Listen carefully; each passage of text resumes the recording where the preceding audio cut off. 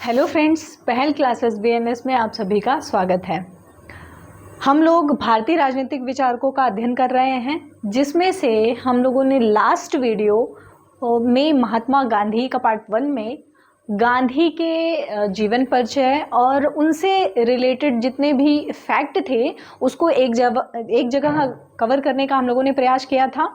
आज की जो वीडियोस है उसमें हम लोग गांधी के राजनीतिक चिंतन का जो विचार है उसको देखने का प्रयास करेंगे, जिसमें कि उनका आएगा कि मानव स्वभाव के बारे में बात क्या किए हैं, राज्य की संकल्पना पे वो क्या कहते हैं, उनका सत्याग्रह का जो सिद्धांत है उसमें। तो सबसे पहले आते हैं हम लोग गांधी के अनुसार मानव स्वभाव क्या है। गांधी मानव स्वभाव के बारे में क्या कहते हैं। तो गांधी का मानना था, जैसे कि गांधी का कॉन्सेप्ट था कि वो कहते हैं कि कोई भी मनुष्य है, चाहे वो जिस प्रकार का भी मनुष्य, कोई भी मनुष्य दुर्बलताओं या कमियों से परे नहीं है। हर एक मनुष्य के अंदर कोई ना कोई कमियां पाई जाती हैं। यहाँ तक कि वो कहते हैं कि जो ईश्वर के लोग हैं, ईश्वर के मनुष्य हैं, उनके अंदर भी कमियां हैं।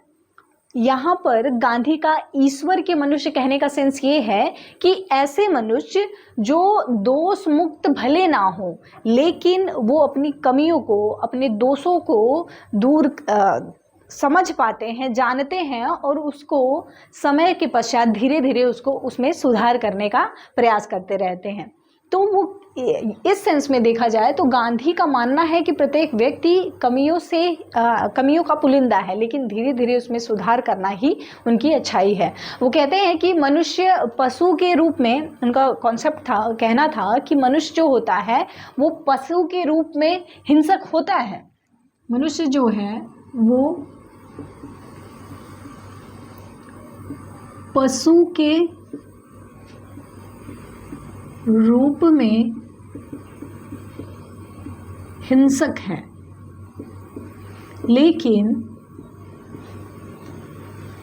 लेकिन वो आत्मा के रूप में अहिंसक है।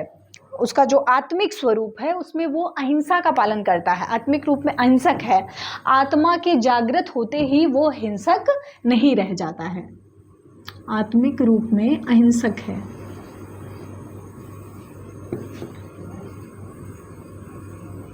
अहिंसक है। जैसे ही वह अपनी आत्मा से साक्षात्कार करता है, जैसे ही उसका आत्मा से परिचय होता है, आत्मा के साथ साक्षात्कार उसका होता है, वह अहिंसक हो जाता है। मतलब उनका कहने का सेंस है, जो शुरुआत में देखे तो प्रत्येक मनुष्य में कमियां हैं, हिंसक है, पशु के रूप में हिंसक है, लेकिन धीरे धीरे वो जब आत्मा से साक्षात्कार होता है तो वो अहिंसक हो जाता है। प्रत्येक मनुष्य में, प्रत्येक व्यक्ति में अच्छाई की तरफ आगे बढ़ने की स्वाभाविक प्रवृत्ति पाई जाती है। इसके ये तो रहा उनका मानव स्वभाव, मतलब प्रत्येक व्यक्ति है, उनमें कमियां हैं, लेकिन वो धीरे धीरे उन कमियों को सुधार करने का प्रयास करना चाहता है। जिस प्रकार हम लोग देखे थे कि बाइबिल में जब वो बाइबिल से जो प्रभावित हुए तो उसमें बताते हैं कि जो पापी से हमें घृणा नहीं करनी चाहिए, बल्कि पाप से घृणा करनी चाहिए। अब आगे हम लोग देखते हैं कि गांधी का साध्य और साधन का क्या सिद्धांत है, जिसमें वो बताते हैं व्यक्ति को, गांधी के अनुसार व्यक्ति जो है वो साध्य है और राज्य जो है वो साधन है। राज्य जो है वो साधन है। उनका कहना था, गांधी के अनुसार वो बताते हैं कि उनका कहना ये है कि जैसा साधन होगा वैसा ही साध्य होगा, वैसा ही साध्य प्राप्त होता है। अर्थात साधनों की शुद्धता, साध्य और साधनों दोनों की शुद्धता पर बल देते हैं। जबकि वहीं हम अगर पाश्चात्य विचारक में देखें मैकियावेली, तो वो कहता है कि व्यक्ति को अपना साध्य की चिंता करनी चाहिए, साधन तो अपने आप उचित या अच्छे माने जाते हैं। लेकिन गांधी का मानना है कि साधन और साध्य दोनों में पवित्रता होनी चाहिए, दोनों शुद्ध हैं। क्योंकि उनका कॉन्सेप्ट है, वो कहते हैं कि अगर हम सही रास्ता ही नहीं अपनाएंगे तो उसका परिणाम अच्छा कहाँ से प्राप्त हो सकता है। तो वो कहते हैं कि गांधी के अनुसार, गांधी का जो चिंतन है वो कहते हैं अशुद्ध उपाय का परिणाम हमेशा से ही गलत और अशुद्ध होता है। इस वजह से हमें अच्छे रास्ता, मतलब अच्छा सही साधन अपनाया जाना चाहिए। तभी जब अशुद्ध, वो कहते यहाँ तक बताते हैं, वो कहते हैं कि जब अशुद्ध उपाय का परिणाम अशुद्ध उद्देश्य है, कोई भी असत्य से सत्य की तरफ अग्रसर या सत्य के राह पर नहीं जा सकता है। इस वजह से वो कहते हैं कि साध्य जो है वो साधनों से जन्म लेते हैं, जैसे बीज से वृक्ष। साध्य जो है, साध्य साधनों से ही जन्म लेते हैं।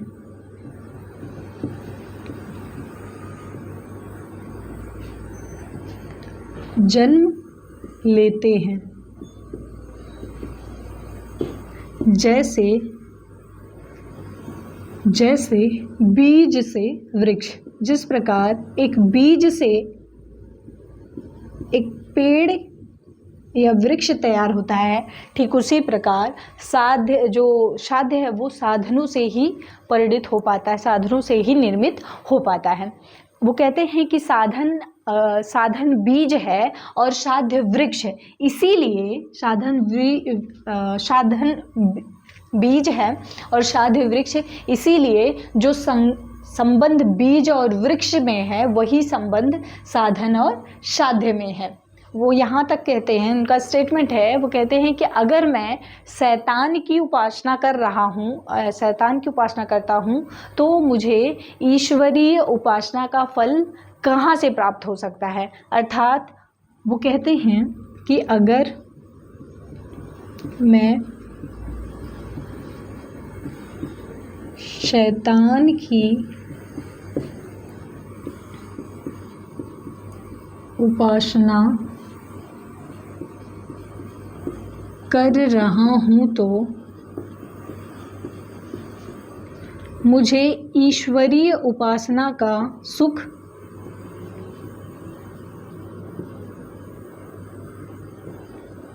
ईश्वरीय उपासना का सुख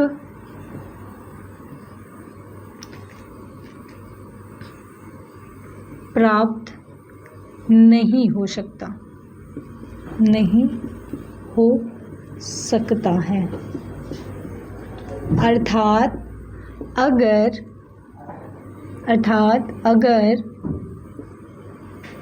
बबुल का वृक्ष, बबुल का पेड़ लगाया जा रहा है, बबुल का पेड़ लगाया जाता है, तो हमें आम कहाँ से प्राप्त होगा, आम कहाँ से प्राप्त होगा, मतलब उनका सेंस है कहाँ से प्राप्त होगा। वो कहना चाहते हैं कि व्यक्ति को अगर अच्छा परिणाम लेना है, अच्छे रास्ते पर जाना है, तो उसके लिए उसे सही और अच्छा रास्ता अपनाना चाहिए। अगर हम गलत रास्ता अपनाएंगे तो उसका परिणाम भी गलत ही होगा। ठीक, तो इस प्रकार से वो साध्य और साधन के बीच संबंध को स्थापित करते हैं, उसको एक्सप्लेन करते हैं। मानव स्वभाव के बारे में ये वर्णन दिया। अब आगे हम लोग उनके गांधी का जो राज्य का कॉन्सेप्ट है, राज्य संबंधी जो विचार है, उसको देखते हैं। चूंकि गांधी जो हैं वो व्यक्ति की स्वतंत्रता पर अधिक बल देते हैं, इसी वजह से, और वो कहते हैं कि राज्य का जो स्वरूप है वो हिंसक प्रवृत्ति का राज्य के स्वरूप को बताते हैं। इस वजह से वो राज्य को स्वीकार नहीं करते, कहते हैं कि इसमें अधिक से अधिक हिंसक प्रवृत्ति होती है, तो राज्य को सीमित करने की बात। इसी वजह से गांधी जी को दार्शनिक अराजकतावादी भी कहा जाता है। गांधी व्यक्ति को साध्य तथा राज्य को साधन बताते हैं। व्यक्ति को साध्य और राज्य को जब साधन बता रहे हैं, राज्य को वो साधन बता रहे हैं, इसका सेंस है कि वो अधिक से अधिक महत्व व्यक्ति के ऊपर देंगे। ये कॉन्सेप्ट वो टॉलस्टाय से लिए हैं। जैसे टॉलस्टाय भी राज्य को समाप्त या कम शासन करने की वजह से, टॉलस्टाय का स्टेटमेंट है कि राज्य को कम से कम या सीमित शासन करना चाहिए, उससे प्रभावित थे गांधी। तो इसी वजह से गांधी को टॉलस्टाय की तरह दार्शनिक अराजकतावादी कहा जाता है। गांधी का जो कॉन्सेप्ट है राज्य से संबंधित, अगर हम लोग बात करें, गांधी का विचार जो है, गांधी का जो आदर्श है राज्य में, अगर वो बात कर रहे हैं तो राम राज्य की संकल्पना को वो बताते हैं। राम राज्य या राम राज्य स्पेशली वो ये कहते हैं कि ये इसके अंतर्गत व्यक्ति के अधिकारों या व्यक्ति के स्वतंत्रताओं की पूर्ण स्वतंत्रता प्राप्त होगी, अर्थात राज्य विहीन या वर्ग विहीन समाज, वर्ग विहीन राज्य की बात किए हैं। क्योंकि गांधी का कहना था कि अगर वर्ग विहीन या राज्य विहीन साम्राज्य की बात कर रहे हैं, इसका मतलब हुआ कि वो राज्य को अनावश्यक बुराई बताते हैं। यहीं पर उनका कॉन्सेप्ट निकल के आता है कि राज्य को अनावश्यक बुराई,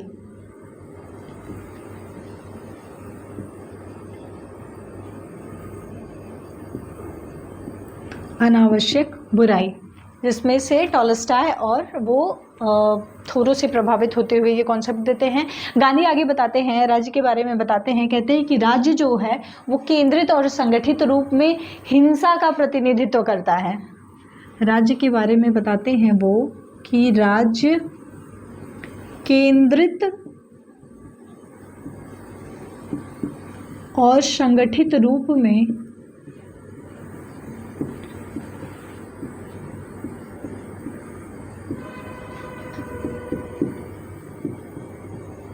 हिंसा का प्रतिनिधित्व करता है।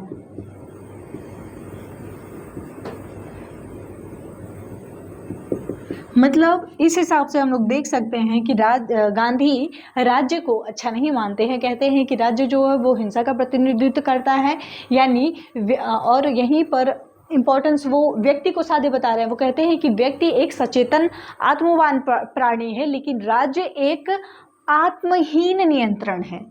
राज्य को वो आत्महीन यंत्र बताते हैं, जिसमें किसी भी प्रकार का कोई आत्मा नहीं है।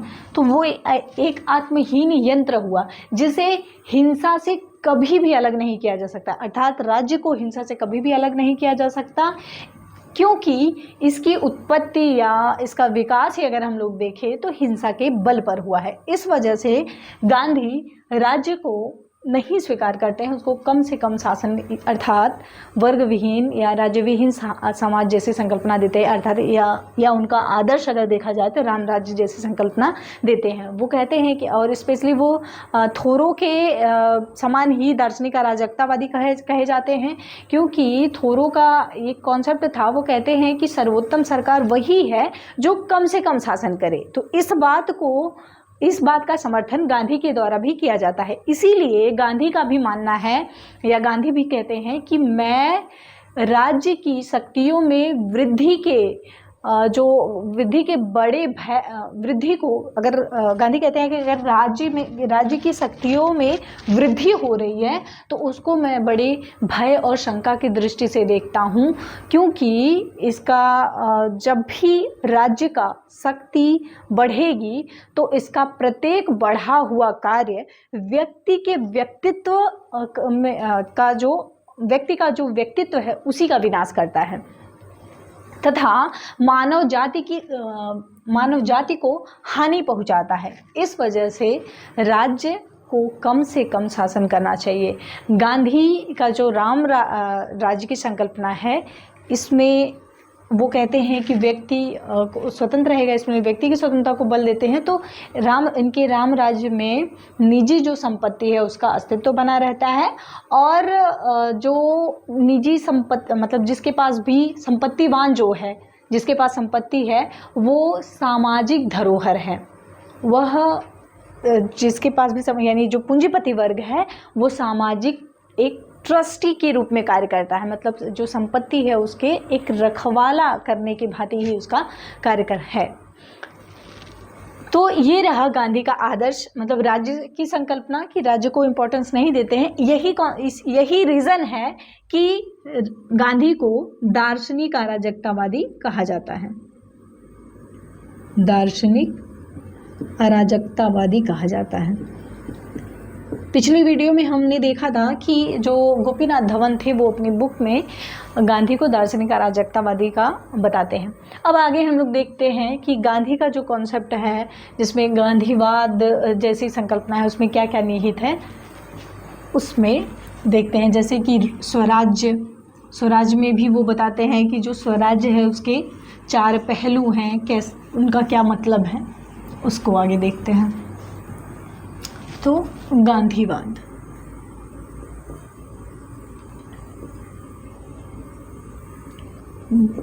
सबसे पहले ये प्रश्न उठता है कि क्या गांधीवाद जैसी विचारधारा है। तो इस विचार के बारे में 1936 के लगभग गांधी ने ही यह स्वीकार किया था, कहा था कि गांधीवाद जैसी कोई चीज़ नहीं है।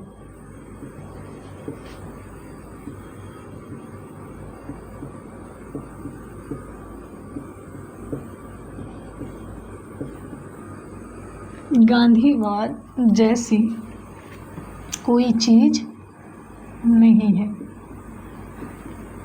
ये एग्ज़ाम्स में पूछा गया है कि किसके द्वारा कहा गया है कि गांधीवाद जैसी कोई चीज़ नहीं है, तो ये विचार गांधी के द्वारा ही दिया गया है कि गांधीवाद जैसी कोई चीज़ नहीं है। ठीक उसी प्रकार जैसे हम मार्क्स को देखते हैं, वो स्वीकार कहता है कि मार्क्सवाद जैसी कोई संकल्पना हमें नहीं देखी, यानी कि अगर पूर्ण रूप में देखा जाए तो मैं मार्क्सवादी नहीं हूँ। उसी से प्रभावित होते हुए, मतलब ठीक उसी तरह गांधी जी भी कहते हैं कि गांधीवाद जैसी कोई चीज़ नहीं होती है। अब आगे हम लोग देखते हैं कि गांधी का स्वराज्य, क्योंकि गांधीवाद की विचारधारा में इसमें उनका सबसे महत्वपूर्ण जो योगदान है वो स्वराज्य की संकल्पना है, और हिंद स्वराज जो उन्होंने लिखा था स्पेशली उसमें वर्णन किया है।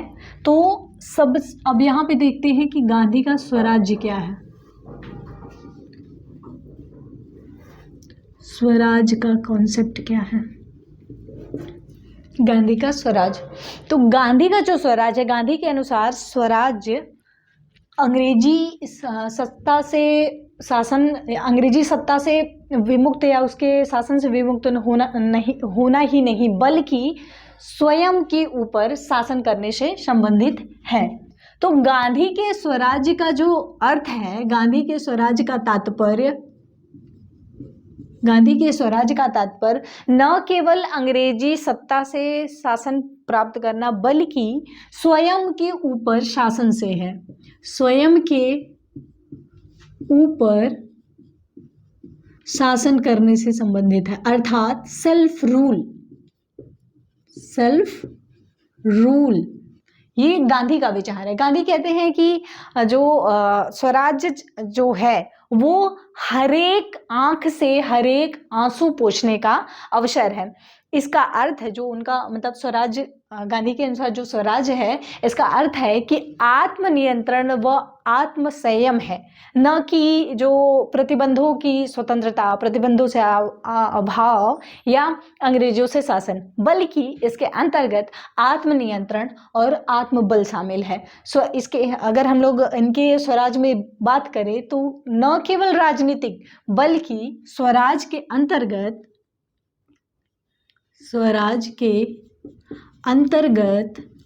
आर्थिक,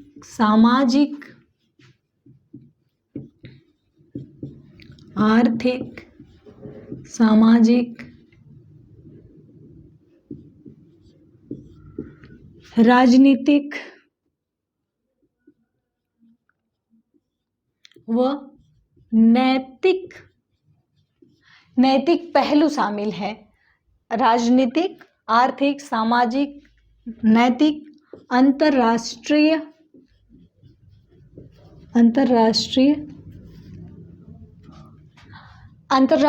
और शांति की संकल्पना, आत्मन्याय या शांति न्याय की संकल्पना निहित है।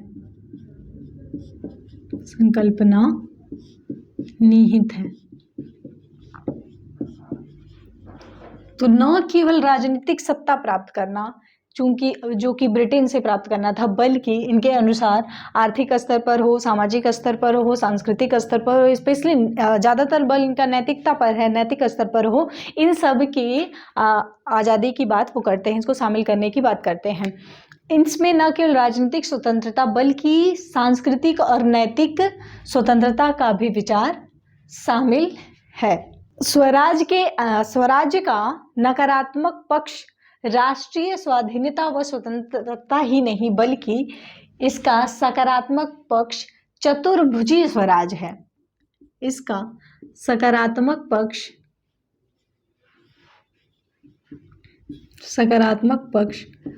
चतुर्भुजीय स्वराज है। इसके चतुर्भुज में देखा जाए तो स्वराज के 4 पक्ष शामिल हैं। वो कौन कौन से हैं? राजनीतिक स्वराज,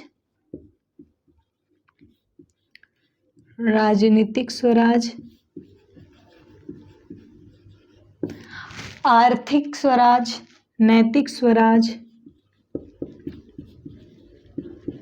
नैतिक स्वराज,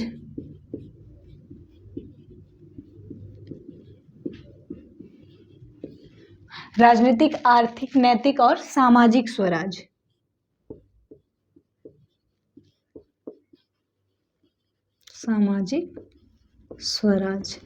ये इनके स्वराज का चतुर्भुजीय स्वराज है, जिसमें राजनीतिक केवल राजनीतिक पक्ष न शामिल होते हुए, जो कि स्वराज का नकारात्मक पक्ष अगर हम लोग देखें, स्वराज जब शुरू हुआ था तो वो स्पेशली राष्ट्रीय आंदोलन के दौरान नकारात्मक पक्ष ही था कि राष्ट्रीय स्वतंत्रता हमें प्राप्त करनी है, जबकि गांधी का वही इससे आगे बढ़कर जो स्वराज की संकल्पना थी वह नैतिक आधार पर स्पेशली स्वयं के शासन से संबंधित है, जो कि 4 पक्षों में निहित होता है: राजनीतिक स्वतंत्रता, सामाजिक, नैतिक और आर्थिक स्वतंत्रता।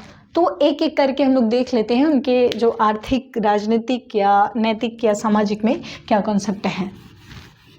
गांधी के आधार पर स्वराज का मतलब ये नहीं है, मतलब चारों पक्ष तो ये ही है, राष्ट्रीय स्वतंत्रता नहीं, बल्कि इन चारों पक्षों में जो चतुर्भुजी स्वराज है, उनका कहना है कि अगर इनमें से किसी भी एक पक्ष का अगर कमी हो रही है या हट रहा है तो स्वराज पूर्ण स्वराज नहीं माना जाएगा, अर्थात वह अपना स्वरूप खो देगा। गांधी के लिए स्वराज राजनीतिक, वो कहते हैं, वो उनका मानना था कि जो स्वराज है, उनके लिए जो स्वराज है वो राजनीतिक स्वतंत्रता से बढ़कर है, राजनीतिक स्वतंत्रता से बढ़कर है, स्वतंत्रता से बढ़कर है। अर्थात अंग्रेजों से आज़ादी प्राप्त करना ही बहुत बड़ी बात नहीं है, बल्कि व्यक्ति को अपने ऊपर शासन करने का जो आत्मबल है, आत्मसंयम है, वो प्राप्त होना चाहिए। आगे अब उसमें गांधी के लिए स्वराज राजनीतिक स्वतंत्रता से बढ़कर तो है ही, इसी में वो 2 पक्षों का निहित करते हैं। उनका जो स्वराज का आदर्श है, स्वराज का आदर्श राम राज्य है, स्वराज प्राप्त करने का आदर्श राम राज्य, जिसको किंगडम ऑफ गॉड या खुदाई राज्य भी कहा जाता है। और स्वराज का द्वितीय या उपादर्श राज्य में अगर हम लोग देखें तो वो सर्वोदय या विकेंद्रित ग्राम स्वराज है। स्वराज का उपादर्श या द्वितीय या उपादर्श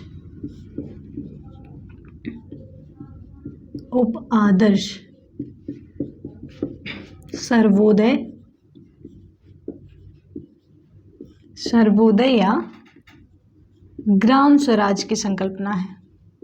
चूंकि हम जानते हैं हमारे भारतीय संविधान में जो अनुच्छेद 40 है, पंचायतों का गठन, वो गांधी के विचारों से ही प्रेरित है, यानी कि गांव को सक्षम और सबल बनाने का वो प्रयास करना चाहते हैं। सभी एक जो शासन की पंक्ति है, उस पंक्ति के अंतिम छोर तक लोगों को शासन करने के अधिकार की वो बात किए हैं। तो स्वराज का आदर्श राम राज, खुदाई राज भी कहा जाता है, किंगडम ऑफ गॉड, या स्वराज का द्वितीय पक्ष उपादर्श, सर्वोदय या विकेंद्रित ग्राम स्वराज की वो बात किए हैं।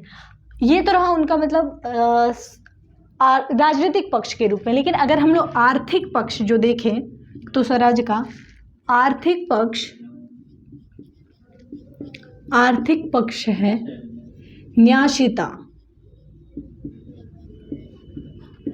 न्यासिता का सिद्धांत,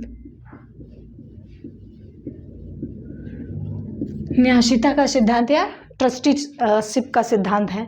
गांधी जी के अनुसार संपत्ति, वो कहते हैं कि उनका निजी संपत्ति को महत्व तो देते हैं, लेकिन वो कहते हैं वो जो संपत्ति है उसका मालिक जो होगा वो एक ट्रस्टी के रूप में ही काम करेगा। तो गांधी के अनुसार संपत्ति का मालिक समाज है और व्यक्ति मात्र उसका क्या है, एक ट्रस्टी है, रखवाला, मतलब उस संपत्ति का रखवाला करेगा। गांधी जी का कहना था जैसे कि जो पूंजीपति वर्ग है उनका हृदय परिवर्तन या मानसिक स्तर पर मानसिकता, उनकी मानसिकता को परिवर्तित करके समाजवाद लाने का प्रयास वो करना चाहते थे। पूंजीपति, वो कहते हैं कि जो पूंजीपति के पास जो संपत्ति है वो समाज की ही देन है, तो इस वजह से वह संपत्ति वह अपने लिए प्रयोग नहीं करेगा, बल्कि उस संपत्ति को वो सामाजिक कल्याण में लगाएगा। तो यही उनका न्यासिता का सिद्धांत था, यानी कि जो पूंजीपति है वो क्या है, संपत्ति के ट्रस्टी के रूप में है, संपत्ति के रखवाले के रूप में काम करेंगे, ट्रस्टी के रूप में कार्य करेंगे। और वो संपत्ति किसकी है, वो समाज की संपत्ति है। तो इस वजह से वो जो संपत्ति खर्च करेगा तो वो सामाजिक कल्याण के लिए खर्च करेगा। आगे गांधी का जो वर्ग विहीन स्वराज की या वर्ग विहीन समाज की अगर वो लोग बात वो करते हैं तो उसका आधार उनका यही न्यासिता का ही सिद्धांत है। और गांधी का जो अर्थशास्त्र, मतलब वो जो उनका जो कॉन्सेप्ट है वो समानता, सामाजिक न्याय, पूर्ण रोजगार, सद्भावपूर्ण श्रमिक की और पूंजीपति संबंधों पर बल देते हैं। मतलब पूंजीपति और श्रमिकों का जो संबंध होगा वो सद्भावपूर्ण होगा। ठीक, और आगे हम लोग देखते हैं इसी में रिलेटेड उनका है अपरिग्रह का सिद्धांत। तो अपरिग्रह में वो बताते हैं, अपरिग्रह का जो सिद्धांत है इसमें वो कहते हैं कि व्यक्ति को अपनी आवश्यकता जितनी है उसको अपनी आवश्यकता अनुसार ही प्राप्त करना चाहिए, अनावश्यक एकत्रीकरण, धन का एकत्रीकरण नहीं करना चाहिए। जैसे कि उनका यहीं पर नेचर से रिलेटेड भी विचार है, प्रकृति से भी रिलेटेड विचार है। वो कहते हैं कि प्रकृति के अंदर इतना सामर्थ्य है कि वह लोगों का जो आवश्यकता है उसकी पूरा कर सकती है, लेकिन किसी भी ऐसे लोभी या व्यक्ति के लालच को पूरा करने का सामर्थ्य एक प्रकृति या संसाधन के अंतर्गत नहीं है। उनकी आवश्यकता को तो पूरा कर सकती हैं लेकिन लालच और लोभ को पूरा नहीं कर सकती है। इस प्रकार से वो कहते हैं कि जो जिसको जितनी आवश्यकता हो उसको अपनी आवश्यकता अनुसार ही प्राप्त करना चाहिए, उससे अधिक नहीं लेना चाहिए। जैसे यहाँ पर अगर हम लोग देखते हैं तो विनोबा भावे और जयप्रकाश नारायण का जो भूदान और ग्रामदान आंदोलन है उसको वो इसी से जोड़ते हैं। और मतलब जितनी संपत्ति, अधिक संपत्ति नहीं रखनी है, जितनी आवश्यकता है उतना ही रखेगा। और अभी आधुनिक उदारवादी कॉन्सेप्ट में अगर हम लोग देखते हैं तो जो कॉरपोरेट सामाजिक उत्तरदायित्व का जो कॉन्सेप्ट आया है आधुनिक विचारधारा, वो भी कहीं ना कहीं देखा जाए तो इसी गांधी के इसी विचार से प्रेरित प्रतीत होता है। कॉर्पोरेट सामाजिक उत्तरदायित्व, कॉर्पोरेट सोशल रिस्पॉन्सिबिलिटी का जो कॉन्सेप्ट है।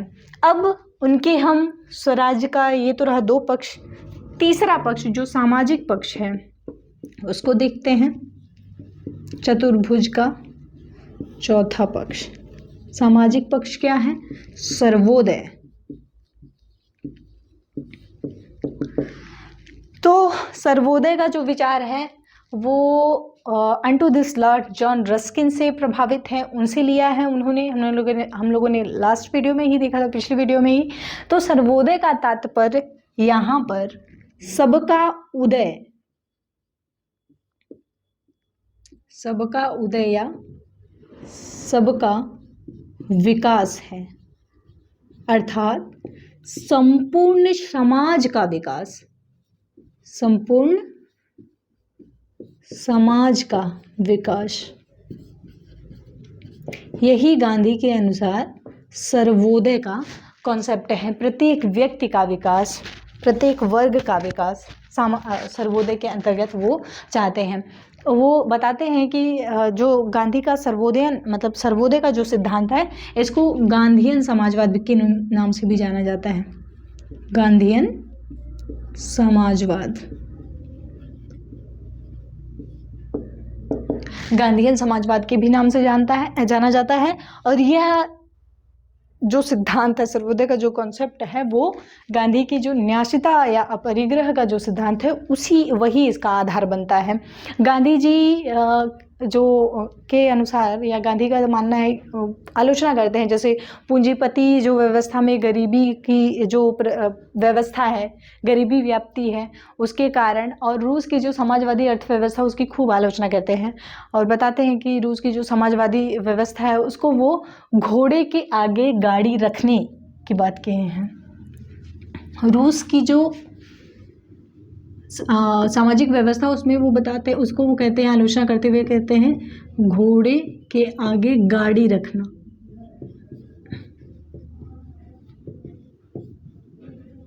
गाड़ी रखना ये कहते हैं आलोचना, अर्थात इसका अर्थ ये हुआ कि शक्ति और हिंसा के बल पर समाजवाद लाना या समानता लाने का प्रयास किया गया है रूस में। तो दोनों जगह अमेरिका के अंतर्गत जो गरीबी व्याप्ति है उसको आलोचना करते हैं, रूस की सामाजिक व्यवस्था की भी आलोचना करते हैं, जबकि जो उनका समानता लाने का प्रयास है वो न्यासिता, पूंजीपति का हृदय परिवर्तन करके या मानसिक परिवर्तन करके लाया जाएगा। और पूंजीपति वो जो निजी संपत्ति है वो उनकी केवल निजी संपत्ति के रूप में तो नहीं बल्कि समाज के एक धरोहर के रूप में होगी, और वो अगर खर्च करेगा तो सामाजिक कल्याण के लिए खर्च करेगा।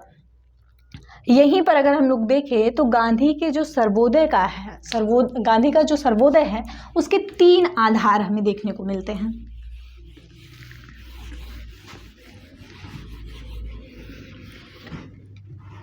गांधी के सर्वोदय का 3 आधार है, 3 आधार देखने को मिलते हैं, जिसमें से है कि व्यक्ति की भलाई में सबकी भलाई है। व्यक्ति की भलाई में सबकी भलाई है।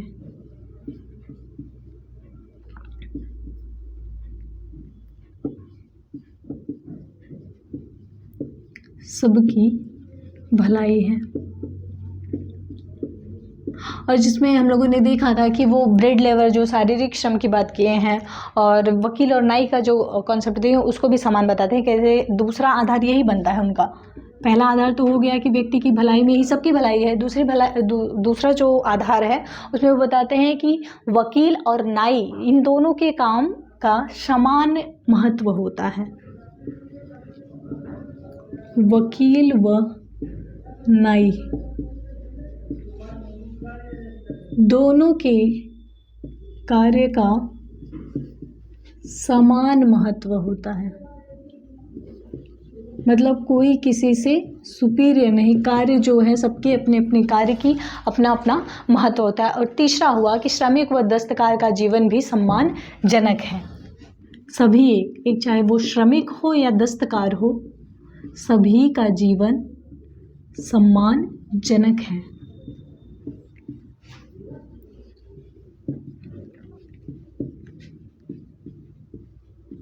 ये उनके सर्वोदय का जो 3 आधार है कि प्रत्येक व्यक्ति की सबकी भलाई, प्रत्येक व्यक्ति में सबकी भलाई है। वकील और नाई दोनों का कार्य समान महत्व है, और श्रमिक और दस्तकार इनका जीवन भी सम्मानजनक है। भेदभाव इनके साथ नहीं किया जा सकता।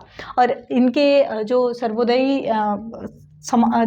आंदोलन चलाया गया, तो इसमें मुख्य रूप से अगर सर्वोदयी नेता के रूप में हम देखें तो विनोबा भावे हो गए, केजी मशरूवाला, दादा धर्माधिकारी और जेपी नारायण मुख्य सर्वोदयी नेता के रूप में जाने जाते हैं। जैसे कि विनोबा भावे का भूदान आंदोलन, ग्रामदान आंदोलन हम देखे ही है।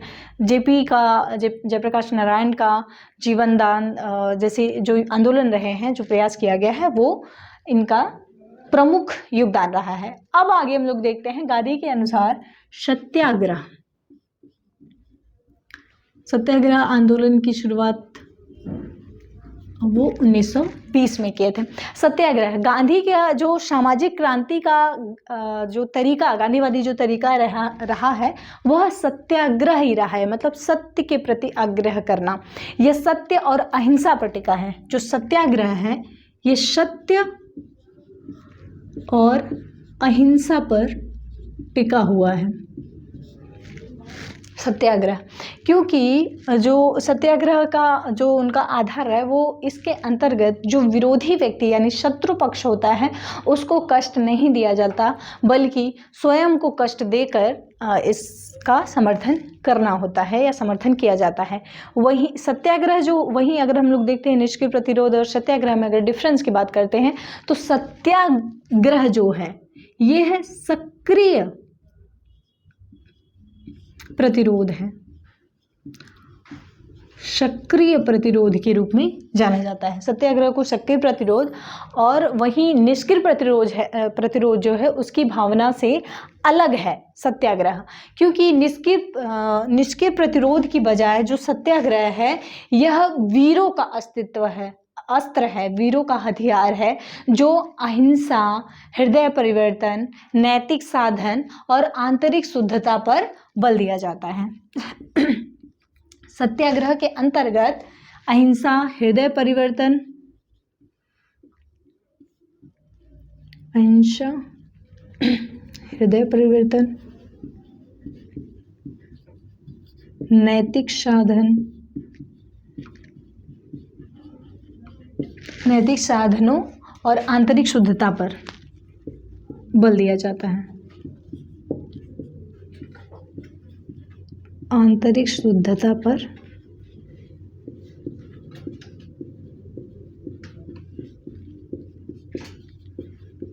बल दिया जाता है,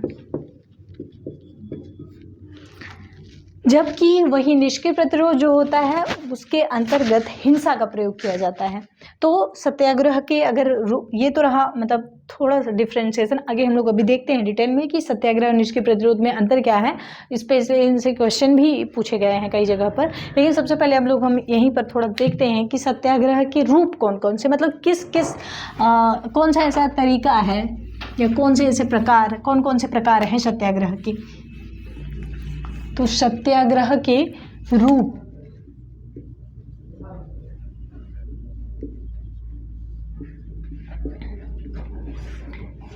सत्याग्रह के रूप से अगर हम लोग देखें तो ये अभी हाल ही में जो पीजीटी का लास्ट पीजीटी का एग्जाम हुआ था उसमें यही सत्याग्रह के रूप ही पूछ लिया था। तो उसमें क्या क्या है इनके रूप में अगर हम लोग देखें तो सविनय अवज्ञा, सविनय अवज्ञा, हड़ताल, बहिष्कार, हड़ताल, बहिष्कार,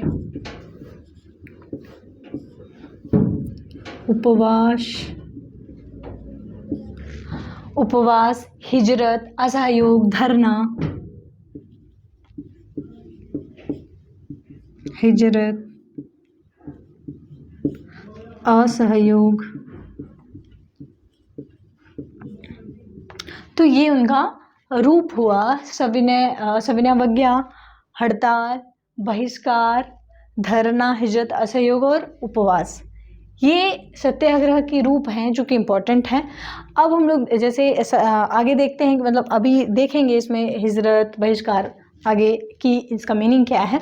तो सत्याग्रह जो है वही गांधी के अनुसार सत्याग्रह जो है वही स्वराज प्राप्ति का साधन है। इसका आधार नैतिक बल होता है, न कि संख्या बल। मतलब सत्याग्रह जो है वो नैतिकता पर, नैतिक पक्ष पर, वही हमारा चौथा पक्ष। जैसे स्वराज में हम लोग देखते हैं नैतिक, सामाजिक, आर्थिक और राजनीतिक, ये 4 चतुर्भुजी स्वराज है। तो उसमें से चौथा स्वराज ये जो है वो नैतिक पक्ष पर बल देता है, व्यक्ति के को हिंसक या कठोर नहीं बल्कि विनम्र और नैतिक बनाने का प्रयास करता है। सत्याग्रह के अंतर्गत सामाजिक और राजनीतिक कार्यों को नैतिकता से एकीकृत किया जाता है, नैतिक रूप से एक साथ मिलाया जाता है। जैसे गांधी का एक स्टेटमेंट है, वो कहते हैं कि अगर देखा जाए जिस तरह से हिंसा में मारने की कला सीखी जाती है, ठीक उसी प्रकार अहिंसा के प्रशिक्षण में मरने की कला सीखनी चाहिए। वो मतलब इससे अंतर करते हुए बताते हैं। तो आगे अब हम लोग देख लेते हैं सत्याग्रह या निष्क्रिय प्रतिरोध में क्या अंतर है। तो जो सत्याग्रह होता है इसके अंतर्गत अहिंसा, इसको अगर आप लोग नोट करना चाहें तो भी नोट कर सकते हैं कि जो सत्याग्रह उसमें अहिंसा पर बल दिया जाता है, यही इसका मूल तत्व है। जबकि वहीं जब हम निष्क्रिय प्रतिरोध में जाते हैं तो वहाँ पर हिंसा पर अधिक बल देता है, हिंसा ही उसकी मजबूरी होती है। और जो फिर सत्याग्रह में हम लोग देखें तो सत्याग्रह वीरों का हथियार है। गांधी के अनुसार वो कहते हैं कि सत्याग्रह जो है वो वीरों का हथियार है, जबकि जो निष्क्रिय प्रतिरोध है वो निर्बलों के हथियार के रूप में प्रयोग किया जाता है।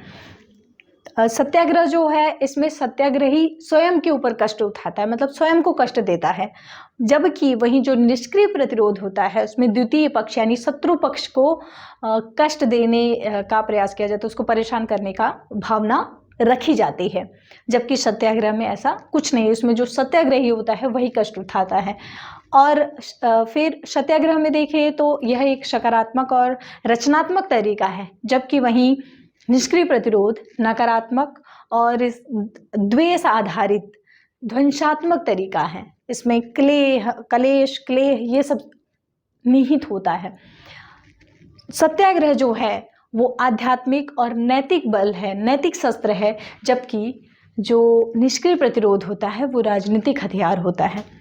सत्याग्रह एक गत्यात्मक अवधारणा है, जबकि वहीं जो निष्क्रिय प्रतिरोध है वो सत्तात्मक अवधारणा है, जिसमें अधिक से अधिक सत्ता प्राप्त करने पर बल दिया जाता है। तो इस प्रकार से हम लोग देख सकते हैं कि गांधी का जो सत्याग्रह का क्या कॉन्सेप्ट है वो किस प्रकार नैतिक पक्ष को बल देते हुए स्वयं सत्याग्रही को कष्ट उठाते हुए ही अपना विचार प्रस्तुत किए हैं।